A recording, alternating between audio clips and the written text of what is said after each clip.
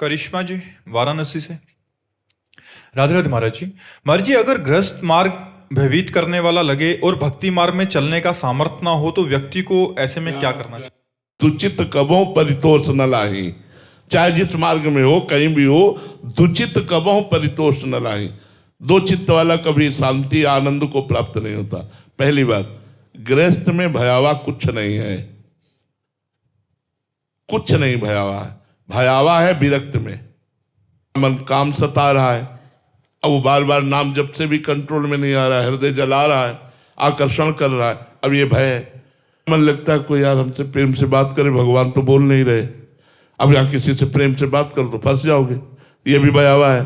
भयावा है तो वैराग्य मार्ग भयावा है, जिसमें संसार के समस्त रागों का त्याग करके भगवान से केवल अनुराग करना है।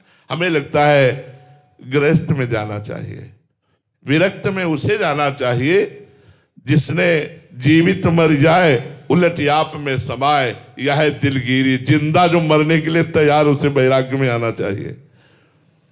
हर कष्ट सहेंगे, कभी किसी से कुछ नहीं कहेंगे। पूरा दृढ़ निश्चय, चाहे जितना कष्ट पड़े, ना भगवान से शिकायत और ना किसी से कहना और आप मिलो ना मिलो, मैं आपको छोड़ने वाला नहीं। पूरा जीवन ना मिलो, पूरा जीवन कष्ट दो, तो भी मैं आपके ही चरणों में रहूंगा, आपका ही नाम जप करूंगा, आपका ही दास कहाऊंगा। ऐसा दृढ़ निश्चय इस मार्ग में चल सकता है। तो हमें लगता है अगर भय शब्द कहो भोगों की तुलना में देख करके, तो भयावा तो परमार्थ का वैराग्य मार्ग है, जिसमें कदम कदम पर लड़ाई है, कदम कदम पर युद्ध है, कदम कदम पर भय है और उनको रौंदते हुए बढ़ना है। गृहस्थ धर्म में हमें लगता है भय नहीं है। महाराज जी, यही सोच के सामर्थ्य नहीं लिखा है शायद कि इसमें चलने का सामर्थ्य नहीं है, बट वहां भी फंसने का कि मोह के बंधन है। नहीं, बहुत केवल भावना की बात है। देखो, केवल भावना की बात है। अगर हम अपने पति को भगवान का स्वरूप मान लें, अपने छोटे छोटे बच्चों में भगवान की, गोपाल जी की भावना करके उनको खवाएं पिलाएं, दुलार करें, पढ़ाई आदि, अपने परिवार के पोषण के लिए हम धन कमाएं, परिवार हमें भगवान ने सेवा दी है, और नाम जप करें, तो गृहस्थी में क्या परेशानी है? सबसे बड़ा गृहस्थ धर्म है जिसमें संतों का प्रादुर्भाव होता है।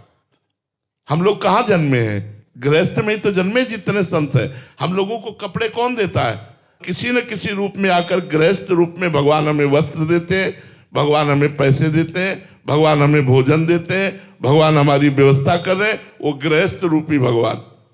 भगवान मुरली रख के नहीं आते हैं, मुरली रख के नहीं आते, भगवान इन्हीं रूपों में आते हैं और हमें अर्थ देते हैं, हमें भोजन देते हैं, हमें वस्त्र देते हैं। तो आप सोचो, धन्य है वो गृहस्थ जो मेहनत करके कमाता है, अपने परिवार का पोषण करता है, भगवान का नाम जप करता है, साधु महात्माओं के उदर भरता है, उनकी साधना को पुष्ट करने के लिए उनके वास की व्यवस्था, उनके वस्त्र की व्यवस्था, और इसके बाद अभिमान नहीं, उनके चरणों में प्रणाम करता है। गृहस्थ धर्म सबसे बड़ा मूल है। इसी गृहस्थ से संत उपजते हैं, इसी गृहस्थ में भगवान का अवतार होता है। इसलिए ऐसा तो ना सोचो कि गृहस्थ धर्म से भगवत प्राप्ति नहीं होती, गृहस्थ धर्म केवल फंसाने वाला, ऐसा ना सोचो। हाँ, उनको फंसाने वाला है जो सत्संग नहीं करते, नाम जप नहीं करते, नशा करते, गंदी बातों में ही मन को लगाए रहते हैं। तो वो तो चाहे बाबा जी भी हो, चाहे गृहस्थ हो, तो फंसा फंसाया ही है। इसलिए मुझे लगता है कि आप हिम्मत करें, दो में एक को चुने और चलें। बीच में फंसने वाला ठीक नहीं रहता। बीच में तो बहुत ही दुचित कबों परितोष न लाई, एक मार्ग चयन कर ले। और प्रार्थना करेंगे कि एक मार्ग चयन करने में जल्दीबाजी न करें। बहुत सोच समझकर गृहस्थ में जाए, बहुत सोच समझकर विरक्त बने। जीवन में बहुत सी ऐसी परेशानियां आती हैं जिन परेशानियों को हम नहीं झेल पाते।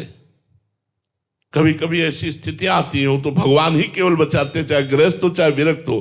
तो हम भगवान का आश्रय लें और भगवान से पूछें कि हमें गृहस्थ में जाना है या विरक्त में जाना है। अगर आप ना निर्णय कर पाओ तो वो व्यवस्था कर देंगे। साहिल जी, यमुनानगर से। महाराज जी कुछ दिन पहले आपने सत्संग में कहा था कि कच्चे साधक जो होते हैं वो मोबाइल में सत्संग सुनते हुए ही माला पूरी कर लेते हैं। तो महाराज जी मैं उन कच्चे साधकों में मेरा मन ही नहीं लगता। जब तक मैं सत्संग सुनूं तो थोड़ा भाव भी बन जाता है, शांत बैठता हूं तो फिर मन संसार में जाता है। तो महाराज जी सत्संग सुनते हुए माला कर लूं? करो, अच्छा है। हम तो और आगे की बात कहते हैं कि जैसे अब हम नाम जप कर रहे हैं या मंत्र जप कर रहे हैं तो हम उसी मंत्र को देख रहे हैं, उसी मंत्र को सुन रहे हैं, उसी मंत्र में हमारा संपूर्ण एकाग्रता है, तो ये जप बहुत लाभदायक होता है। अब हम जो सुन रहे हैं तो श्रवणेंद्रिय लगी हुई है अलग, तो मंत्र जप जो कर रहे हैं उसकी एकाग्रता भंग है।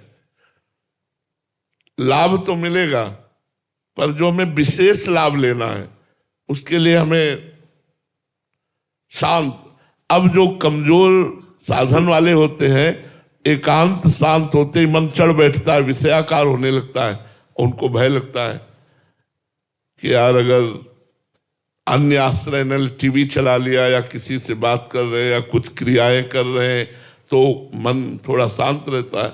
अगर एकदम शांत बैठकर तो फिर उपद्रव शुरू कर देगा। उसी उपद्रव को काटना है नाम जप से। वो जो उपद्रव पेश करता रहे उसे काटते रहो, नाम जप करते रहो, शांत बैठे रहो, तो आपका मन खाली होता जाएगा। सत्संग सुनते हुए नाम जप करना ठीक है, अच्छा है, पर नाम जप का पूरा लाभ लेना है तो थोड़ी देर ही सही, एकांते सुखमाश्यताम, 2 घड़ी ही सही, 1 घड़ी ही सही, आधी घड़ी ही सही, एकांत में बैठकर शांत गुरु मंत्र का जप करो, नाम का जप करो। ऐसे तो पूरा 24 घंटा है, कभी सत्संग सुनते हुए भी नाम जप करो, उसमें कोई निषेध नहीं, पर कुछ समय तो एकांत दीजिए। वो चाहे आप 12 मिनट ही दीजिए, चाहे 24 मिनट दीजिए या 48 मिनट दीजिए, घड़ी आधी घड़ी, आधी में पुण्य आधी, थोड़ा समय तो एकांत दीजिए कि आप 30 मिनट समय निकाल लिए कि भाई अब हम शांत बैठे। अब उस समय मन जो भी उपद्रव करे देखो और नाम जप के द्वारा उसे काटो। काटना सीखना है तो एकांत में बैठना होगा। अगर एकांत में नहीं बैठोगे ऐसे घूमते घामते सुनते तो फिर वो लाभ मिलना जो आपको, कभी तभी लोग कहते हैं हमें 20 साल हो गए नाम जप करते हुए कोई लाभ नहीं मिला। ऐसी बात नहीं है, लाभ तो मिला ही है कि 20 साल से भगवान का नाम आप उच्चारण कर रहे हो, आपके 20 साल धन्य हो गए। इसका जब परिणाम मिलेगा तो बड़ा मंगल में मिलेगा। लेकिन यही बात हटाने के लिए कि 20 साल से मुझे लाभ नहीं मिला, आनंद रोमांच तब होगा जब एकांत में बैठ करके आप अभ्यास करेंगे। एकांते सुखमाश्यताम, सुखासन में बैठकर एकांत में, चाहे गृहस्थ हो चाहे विरक्त हो, कुछ समय तो एकांत देना चाहिए। 10 मिनट ही सही, 20 मिनट ही सही निकालो, शांत बैठ गए और मंत्राकार वृत्ति की, नामाकार वृत्ति, थोड़ा अभ्यास करो। हमारा कहने का तात्पर्य है एकांत में मन से लड़ना होता है, और मन से लड़ना सीख जाओगे तो जीत जाओगे।